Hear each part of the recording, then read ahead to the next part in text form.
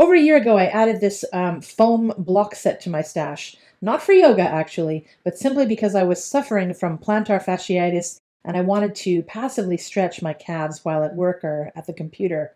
Well, I got over the pain thanks to these, and now I'm glad for still owning this set of blocks and other goodies. They're about 3 inches tall at their highest and 6 inches wide.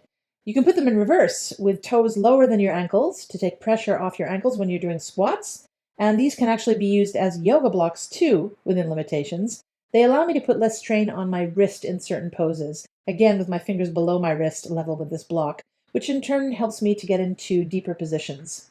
My kit also came with a strap, which is great for stretching my hamstrings in the air while on my back, and also side twists on my back while I'm in on the back position, and also for doing shoulder stretches, since I definitely cannot make my fingers meet behind my back.